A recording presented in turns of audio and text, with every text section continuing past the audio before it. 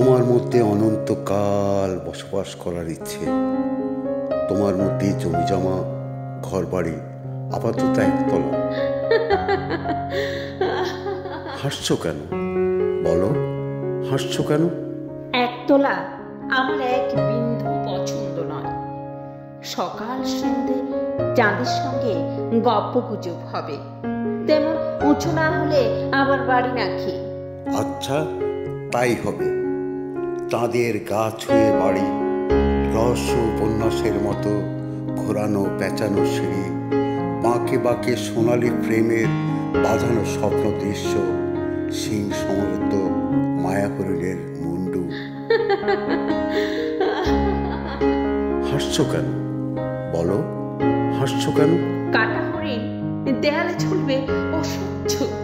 হরিণ থাকবে বনে, বন থাকবে আমাদের খাট পালঙ্কে চারধারে। খাট পালঙ্কের নিচে ছোট্ট একটা পাহাড়, পাহাড়ের পেট ছিঁড়ে ঝর্ণা। আচ্ছা তাই হবে।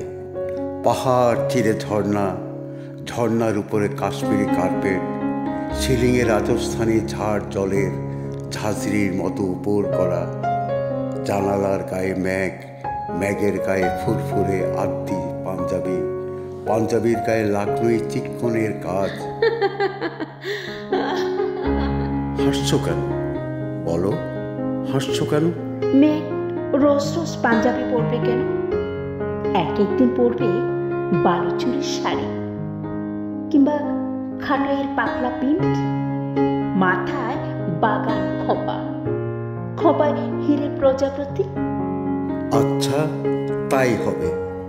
ম্যাগ সাজবে জরিপার শাড়িতে, আর তক্ষণি নহবতখানার সানাইয়ে জয় জয়ন্তী, আর তক্ষণি অরণ্যের রন্দে রন্দে জানোয়ারের হাঁক ডাক, খাদে ঝাঁপিয়ে পড়ার জন্যে জেগে উঠবে জলপ্রপাত, শিকারের জন্যে তীর ধনুক দামামা দুমদুমি।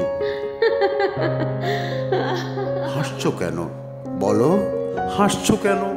তুমি এমন ভাবে বলছো যেন ভালোবাসা মানে সাপে আর নেউলে ভয়াবহ একটা যুদ্ধ। ভয় লাগছে, অন্য গল্প বলো।